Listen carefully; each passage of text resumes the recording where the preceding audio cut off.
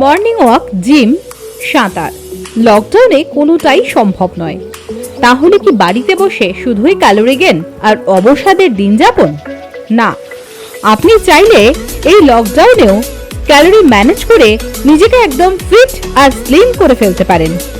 কে বলতে পারে এই লকডাউনই হয়ে উঠতে পারে আপনার কাছে আশীর্বাদ স্বরূপ? কিভাবে?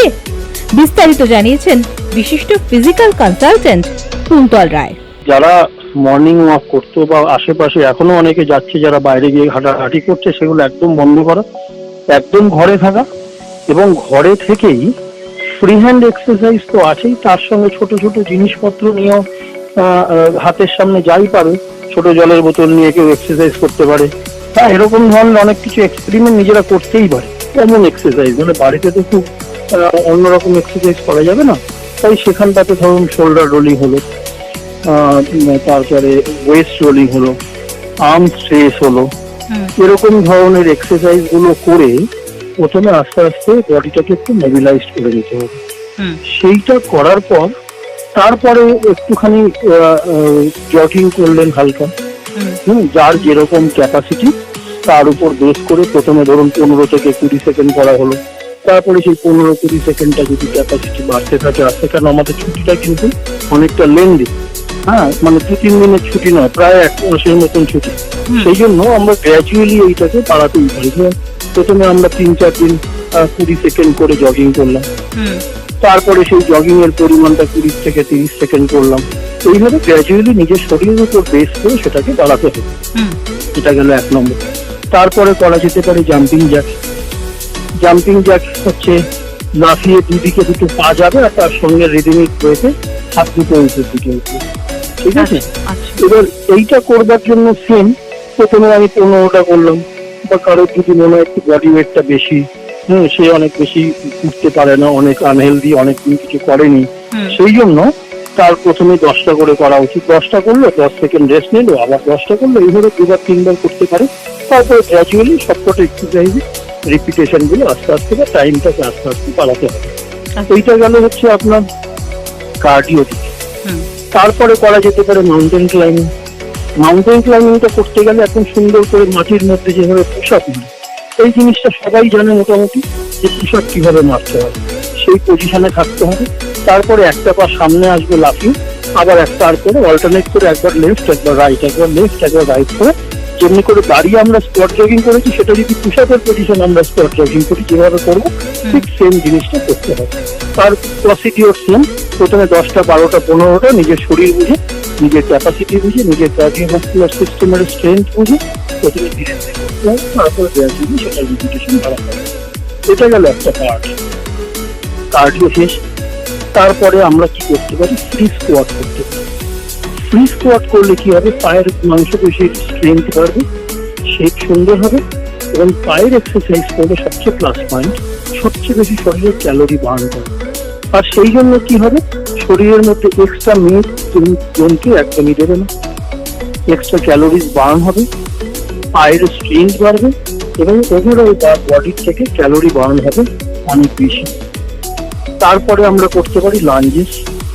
লাঞ্জেসটা হচ্ছে যেমন স্কোয়াট করি ঠিক সেরকমই একটা পা সামনে একটা পা পিছনে রাখতে হবে, রেখে হাঁটুটা যেন কোনোভাবে আগে পিছিয়ে মুভ না করে, সেটাকে ঠিক রেখে যেভাবে আমরা স্কোয়াট করি ঠিক সেম এটা আমরা কোথাও একটা সাপোর্ট নিয়ে করাটাই বেটার, যেহেতু সঙ্গে ট্রেনার থাকবে না।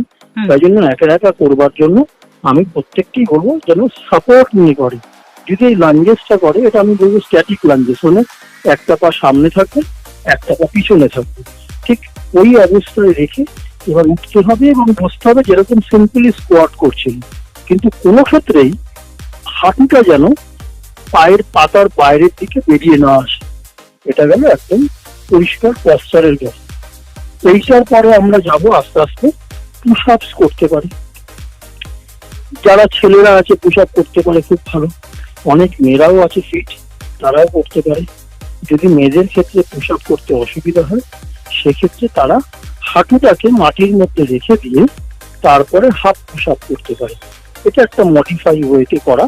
সেই পুশ আপটা করতে করতে যখন স্ট্রেংথ আসবে, আর সবচেয়ে বড় কথা এই বন্ধের সময় আমাদের চারিদিকে যখন বন্ধ হয়ে আসে, তখন এক্সারসাইজ শুরু করার পরে সেটাই হওয়া উচিত যে সেটা যখন নিজের ভালোর জন্য একবার শুরু করতে অসুবিধা হয়, কিন্তু শুরু করার পরে সেটা থামানো উচিত নয়, সেটাকে কন্টিনিউ করাটাই উচিত এবং মানুষ করবে এটাই আশা করা যায়। তারপরে সেই পুশ আপটা যখন আস্তে আস্তে হাঁটু ফ্লোরের মধ্যে রেখে করবে, করার পরে যদি মনে হয় যে হাতের স্ট্রেংথ বেড়েছে, সে বেশি ভালোভাবে করতে পারছে, তখন গ্র্যাজুয়ালি হাঁটুটা মাটি থেকে তুলে দিয়ে উইদাউট সাপোর্ট সে পুশ আপ করতে পারে। তার বাইরে ছেলেদের জন্য ডন আছে, যেটা আমরা পুরোনো দিনে সবাই করতাম, সেটাকে এখনকার দিনে ইন্ডিয়ান পুশ আপ বলা হয়, সেইটা করা যেতে পারে। আস্তে আস্তে হাত দুটোকে সাইডে রেখে যেভাবে সুইমাররা সাঁতার কাটার সময় ড্রাইভ দেয় জলে, ঠিক সেইভাবে বডিটা নিচের দিকে নামবে, আবার বডিটা সামনের থেকে একটুখানি উপর দিকে উঠিয়ে নিয়ে মাসেলটাকে কন্ট্রাক্ট করতে হবে। এইভাবে আস্তে আস্তে আর সবকটা ক্ষেত্রেই কিন্তু রিপিটেশন প্রথমে 10টা থেকে 12টা, তারপরে গ্র্যাজুয়ালি যদি অসুবিধা না হয় সেটা 15টা থেকে 20টা করা যেতে পারে। সেটা নিজের শরীর বুঝে নিজেকে ঠিক করতে হবে। আচ্ছা। এটা গেল একটা পার্ট, সেকেন্ড পার্ট। তারপরে আমরা চলে আসবো থার্ড পার্ট। থার্ড পার্টটা হচ্ছে সবচেয়ে বেশি এসেনশিয়াল পার্ট তো নয়, সব কটা এক্সারসাইজই এসেনশিয়াল, কিন্তু মানুষের মধ্যে সবচেয়ে বেশি ইন্টারেস্ট জায়গায় কি, যে আমার পেটটা বেড়ে গেছে। কারোর গোল থাকে সিক্স প্যাক, কারোর গোল থাকে ওপর বড় পেটটাকে ছোট করে স্লিম করা, অনেকের অনেক রকম স্বপ্ন থাকে।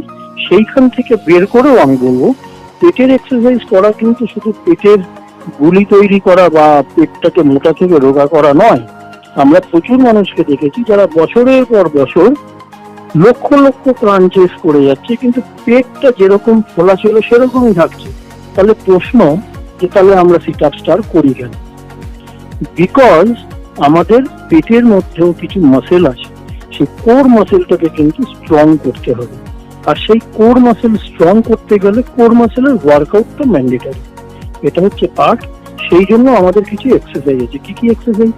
সুন্দর করে একটা ম্যাট পেতে মাটিতে শুয়ে পড়বে। এই এক্সারসাইজটা কিন্তু বিছানায় না করলেই ভালো, কিন্তু অগত্যা যদি আমাদের এখানে প্রচুর মানুষের ছোট ছোট বাড়ি আছে, যাদের জায়গা সত্যিই খুব অভাব, সেক্ষেত্রে কোনো উপায় নেই, তখন তারা বিছানায় করতে পারে, কিন্তু সেটা অবশ্যই মানে শক্ত হয়।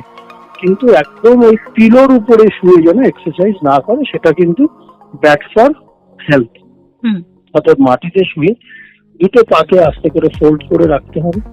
তারপরে আস্তে আস্তে মাথার পিছনে হাত রেখে শ্বাস ছাড়তে ছাড়তে উপরে উঠবে, উইদাউট এনি জার্ক। কোমরে কোনো জার্ক না দিয়ে আরাম করে যতটা সম্ভব উঠতে পারে ততটাই উঠবে। আবার শ্বাস নিতে নিতে মাটির দিকে সরে, তার মানে যখন উপরে উঠছে, যখন গ্র্যাভিটির এগেনস্টে আসছে, মাসেল কন্ট্রাকশন হচ্ছে, তখন শ্বাসটা ছাড়তে হবে। এটা একদম সিম্পল ব্যাপার। এইটা করতে পারে। প্রসেস সেম, 10টা থেকে 12টা বা 15টা, তারপরে নিজের ক্যাপাসিটি অনুযায়ী বাড়াবে। তারপরে করতে পারে অল্টারনেটিভ টো টাচ। অল্টারনেটিভ টো টাচ কিভাবে করবে? পুরো মাটিতে সোজা হয়ে শুয়ে পড়বে, সোজা হয়ে শুয়ে পা দুটো সোজা রইলো, হাত দুটোকে ওপরের দেওয়ালের দিকে সোজা করে দিতে হবে। ওপরের দেওয়াল মানে মাথার উপর দিয়ে পিছন দিকে হাতটা করে দিতে হবে। তারপরে একটি পা সোজা উঠবে, তার সঙ্গে বডি এবং দুটো হাত নিয়ে উঠে টোটাকে টাচ করতে হবে। বাট এটা বলাটা সহজ, টোটা কিন্তু সবাই টাচ করতে পারে না, ম্যাক্সিমামই হয়তো পারবে না, বিশেষ করে যারা দীর্ঘদিন এক্সারসাইজিং এতে নেই। তাই জন্য ওই টাচ করবার চক্করে যেন কোমরে কোনোভাবে জার্ক লেগে ব্যথা না লেগে যায়, সেদিকে নজর রাখতে হবে। অত আরাম করে করতে হবে। যখন সেটা কমফোর্টেবল ফিল করবে, ফ্লেক্সিবিলিটি আস্তে আস্তে বাড়বে, মাসেলের স্ট্রেংথ আস্তে আস্তে বাড়বে, তখন অটোমেটিক্যালি বডিটা ওই টো অব্দি উঠে যাবে। এইটাও সেম 10 থেকে 15 বার। এবং সিস্টেমটা হচ্ছে এটাই, যখন মাটি থেকে উপর দিকে উঠবে, মাসেল কন্ট্রাকশন হবে, তখন শ্বাসটা ছাড়বে, যখন আবার মাটির দিকে শুয়ে পড়বে তখন শ্বাসটা নেবে।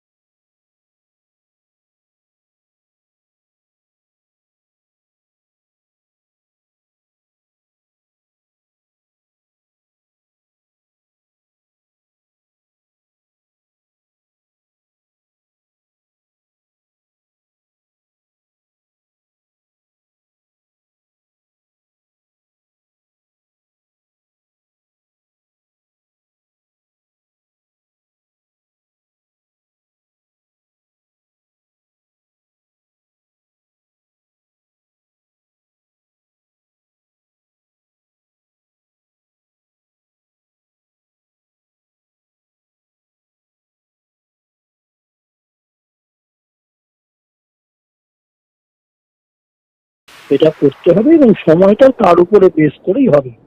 এবার সেটা করার পরে সবার লাস্টে অবশ্যই অবশ্যই করতে হবে কুল ডাউন। কুল ডাউনটা কি জিনিস? আমাদের তো বাড়িতে অন্য কোনো আমরা ইকুইপমেন্টস পাবো না, তাই জন্য আমরা প্লেন শবাসনে শুয়ে কুল ডাউন করবো, যাতে ব্লাড সার্কুলেশনটা নর্মাল হয়। কারণ আমরা যখন এক্সারসাইজ শুরু করেছিলাম ওয়ার্ম আপ করার পরে, তখন আমাদের ব্লাড ফ্লোটা অনেক বেড়ে যায়, আমাদের বডির টেম্পারেচারটা বেড়ে যায়। কিন্তু সবকিছুর পরে আমরা যখন সম্পূর্ণ এক্সারসাইজ হয়ে গেল, আবার যখন আমরা 3 থেকে 4 মিনিট আমরা যদি শবাসন করি, সেই শবাসনটা যদি প্রপার ওয়েতে আমি করতে পারি, তাহলে কিন্তু আমাদের শরীরের ব্লাড সার্কুলেশন ভীষণ ভালো হবে এবং আবার নিজের নর্মাল বডি টেম্পারেচারে আমরা ফিরে আসবো। এইটা হচ্ছে প্রসেস। তাহলে প্রথমে আমরা করব ওয়ার্ম আপ, তারপরে করব বেসিক যে ওয়ার্কআউট গুলো আছে স্ট্রেংথনিং এবং ফ্লেক্সিবিলিটির জন্য এবং কার্ডিওভাস্কুলার সিস্টেমকে স্ট্রং করার জন্য, আর সবার লাস্টে আমরা করব পেটের, আর তারপরে হবে লোয়ার ব্যাকের এক্সারসাইজ। এগুলো সমস্ত কিছু কমপ্লিট করার পর আমরা করব শবাসন 3 থেকে 4 মিনিট বডিটাকে কুল ডাউন করার জন্য।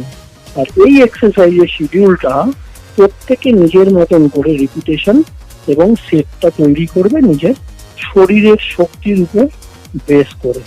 আর এটাকে যদি কেউ অ্যাডভান্স লেভেলে ভাবতে চায় যে আমরা অনেক দিন ধরে বাড়িতে আছি, অথবা আমরা একটু অ্যাডভান্স লেভেলে চলে গেছি, একটু ফিট মেম্বার যারা রেগুলার এক্সারসাইজের মধ্যে আছে, তারা একটুখানি নিজেদেরকেই নিজেদের অ্যাডভান্সটাকে করবার জন্য নিজেরাই একটা এক্সপেরিমেন্ট করতে পারে। সেটা খুব সহজে, প্রত্যেকের কাছে মোবাইল আছে এবং তাদের কাছে স্টপ ওয়াচ আছে।